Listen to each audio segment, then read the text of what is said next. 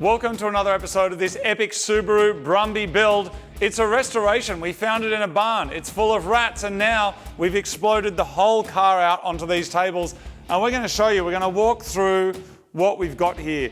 I don't know what half of it is, to be honest. Yeah. But Martin does. I hope I can work it out. But a lot of our stuff has been painted, which is cool. So these are all the trims that we've got painted. So that's actually the same color as the Subaru Levorg, which is an awesome little shout out to the Levorg. And then everything else is in a satin. So our little theme there is obviously the awesome green, and then we've got a satin black, and then anything that used to be chrome is now Levorg black, which I think is going to look just excellent. You can see the difference here highlighted, which is awesome. So you get a little shiny, a little gloss, and then a little satin there, which is awesome. That's the fun stuff. Sticking that on is a really exciting and sort of easy bit. This is where it gets a bit more complicated because we've got to make our interior work.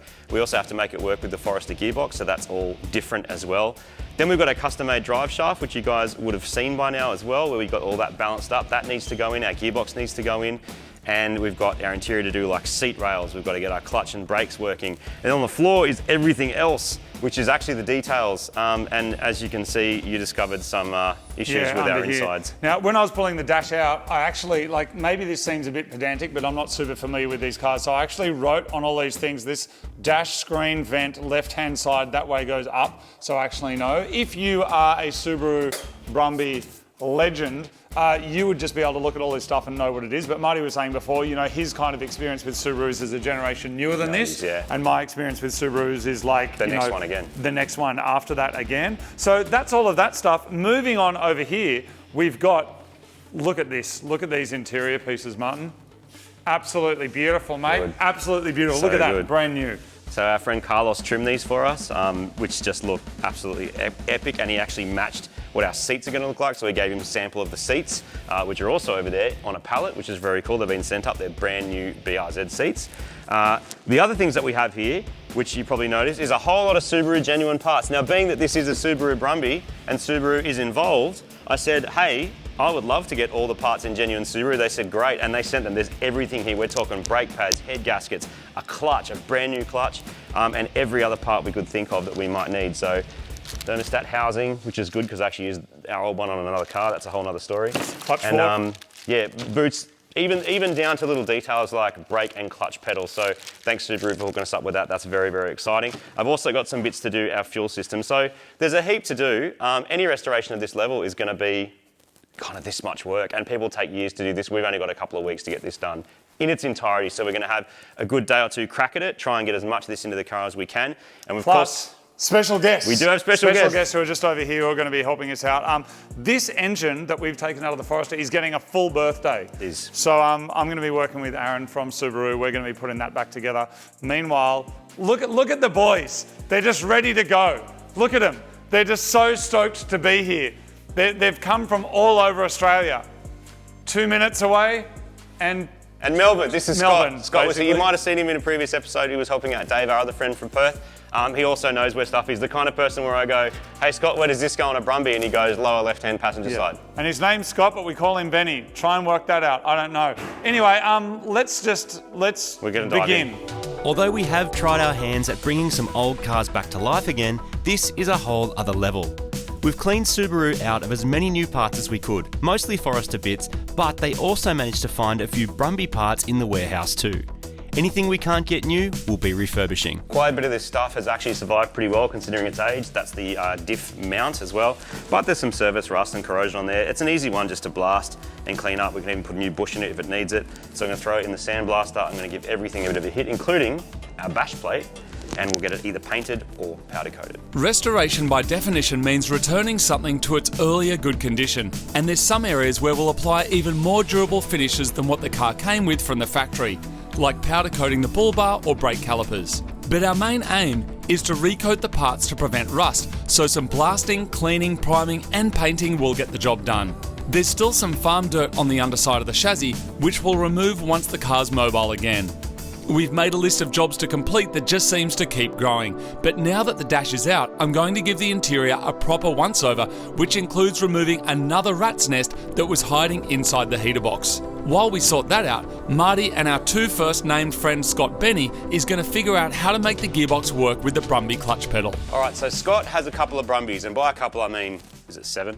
Yeah. It's multiple. But the good thing is he knows where everything goes on these cars. I can go, what's this bolt for? He goes, oh, that's the back tailgate, right, driver's side, whatever, which is freaking amazing. What he's also done is he's got a recipe to make it so we can use a cable clutch, which is the Brumby, Yep. on a gearbox that used to be hydraulic. Yep. But to save having to weld in everything into the inside of the car to convert it to hydraulic, we can actually use cable. Correct. So what's the recipe? So this is a Brumby brake pedal and clutch pedal assembly with the EA clutch cable. And by EA, that's an EA 81, which is the old school the flat old engine. school engine. And this is a Liberty clutch cable from a Gen 1, Gen 2, and it should just slot straight on. So And slightly longer in the It's in the almost cable, it's seems. almost exactly the same, isn't it? Yeah. So, but we also have a bracket that we have to put onto the gearbox Yes. and a different And we have to have the matching cable clutch fork. the fork. Okay. Yes. Cool. That's all you need. So a cable clutch conversion. A lot of people go hydro. We're going cable, but it means we don't have to hack up our Brumby. I think there might be some way you can weld in a pedal box if you're Yeah, gonna. We've seen it done and it's not pretty. So this is a much cleaner and neater way to do the same thing. This is a much better way. So all we need is an engine to put in, so we can put the gearbox in, so we can put our clutch cable in. So we're waiting for an engine to arrive so we can mock it up. The Brumby was still selling so well into the 90s that Subaru kept producing them while they'd moved on to RS turbos and the first WRXs. That crossover is actually helping us, as there are some parts like this clutch cable available that save us having to re-engineer a whole system. So the clutch cable that Scott managed to get to work in this car is a genuine Subaru part. Also, so are these screw grommets. Look at this, 30 years old, brand new.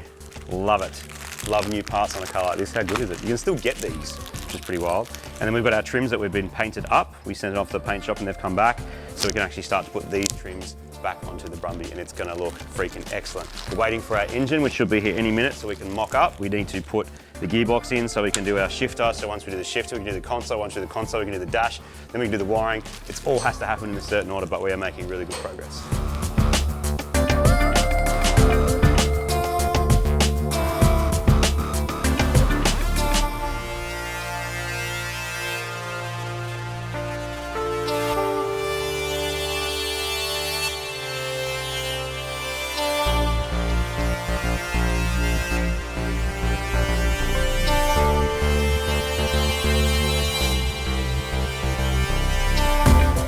Another day of Brumby, people. The rear is pretty much done and it's starting to look like a car. I'm loving the theme of our satin, our Subaru Levorg black, and all this different sort of trim we've got going on here. We're going to move on to the front. We had some hold-ups with engine parts because there was just stuff missing and our heads took longer than we thought. So we have to hit pause on the engine. So what we're going to do is move our focus to the outside of the car again, and also the interior. We're going to do wiring as much inside as we can and the front end.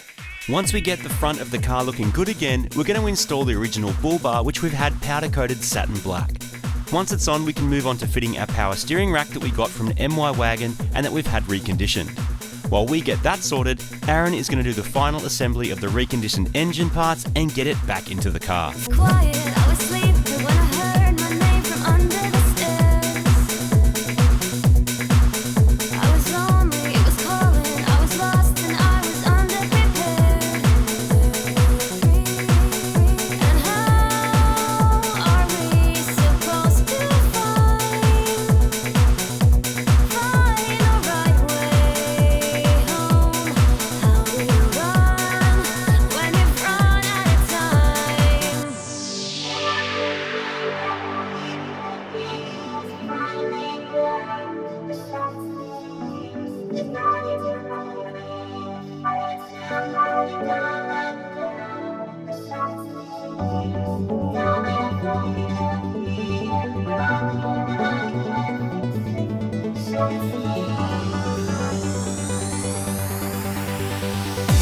Everything that we could be is finally found.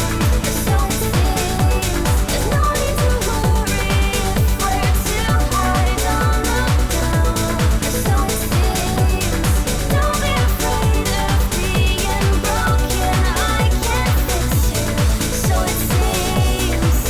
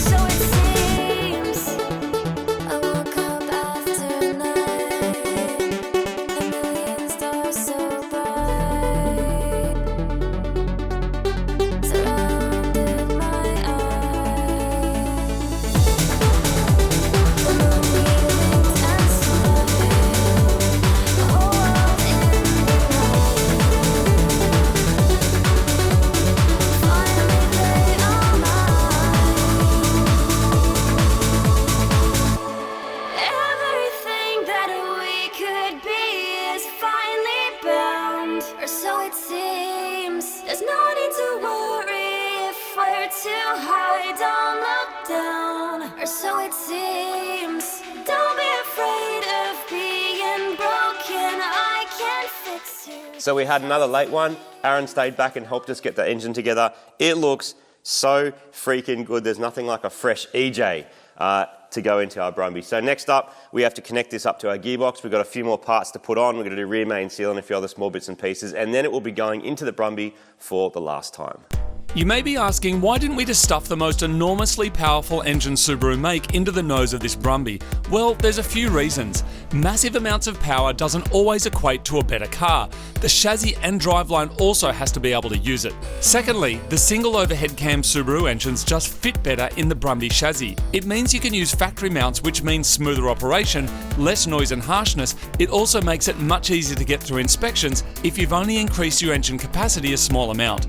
The EJ20 is also a pretty straightforward power bump from the old EA81, which is hard to get parts for these days. The factory fuel injection setup means good fuel economy and smooth power. You can turbo these cars, and many people have, but those setups don't drop directly in as easily as this, and even this is a lot of work.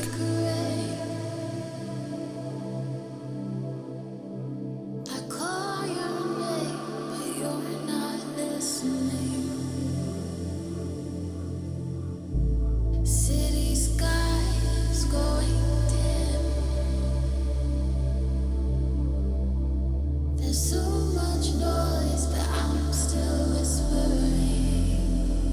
Do you still? The aim of the game now is to get our freshened up engine mated to our gearbox, a brand new clutch installed, and then get the engine and gearbox sitting in the car so we can begin the slow process of wiring it and plumbing it, along with 100 other jobs that we've only got a few short weeks to complete. The next morning, the Brumby is off to Castle Hill Exhaust to get Chris to make us a nice new stainless steel exhaust from the headers back. And it's always so amazing when we see our stickers on other mad cars out in the wild. So much of a car's character and soul comes from the exhaust system and how it sounds, something that many modern cars fail to realise. It's most definitely a part of any build process that shouldn't be rushed or skimped on, and a custom system like this is the ultimate in personifying your build. Come down to Castle Hill Exhaust. Chris is here. We've got our headers. These are the Forester headers. We're going to use as much of the Forester exhaust as we can. That's for emissions, it's for engineering. And we're also going to use it because it's here and it's going to work just perfectly. So the Cat as it is won't fit, so we might have to mess with that. But now we're just going to put that onto the car and see if that fits, and then from there build out the rest of the exhaust. One of my favourite things about working on cars is getting to meet people who have spent their life perfecting their skills. Myself, as a backyarder at heart with no formal training, my eyes and ears are always open when I'm in these environments to pick up tips and tricks to make my own work better. Whether it's a setting on a welder, a particular material, bolt or tool, if you pay attention you can learn plenty. On this particular exhaust we're using the factory headers to keep the ECU happy, installing a new catalytic converter of the same specification as the original one, which after 20 years of use will have probably worn out. Then we're using stainless steel exhaust and mufflers from the front to the back.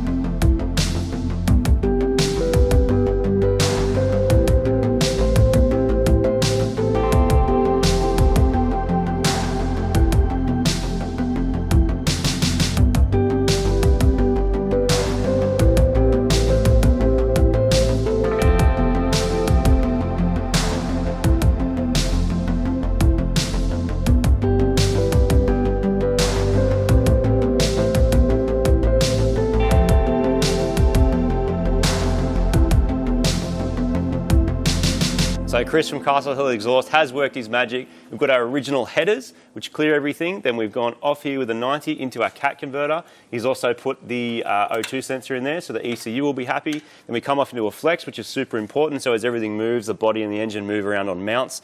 It's all going to take up the slack. Then we've got a resonator to keep some of the noise down. It would probably drone a bit without that. Then a straight shot, which is nice and neat onto here. Another mount. Then we've got this little tricky bit of piping up here and into our rear muffler with a nice little tip on the end. I think it looks absolutely excellent. We've done full stainless and then TIG welded through all those joins, and we migged on here.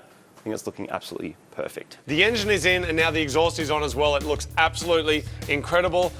We can't shift gears yet, but that is something that is upcoming. Exactly, so we've got to make the shifter work because the Brumby's a different length to the Forester. What else are we doing? We're draining the old fuel out because next we have to do a fuel system. We It smells also like paint. It's super old. That'll be 10-year-old fuel, right? That's crazy. And so we also have to put a cooling system in it because currently there's nothing there. So next episode, we're going to get some of the boys back, some of the experts back to give us a hand and get this thing finished because next episode we will be starting the Brumby. And of course, if you do want to support the show, you can go to mightycarmos.com. We've got lots of merch there, lots of mad stuff for your garage, for your body, for your head, for your face. So check that out at mightycarmos.com. And see you next time for another mad episode of Subaru Brumby. And don't forget, if you're in Australia, you could end up owning this car. We are raffling it for the Australian Road Safety Foundation. You can get tickets. Details are on the link below.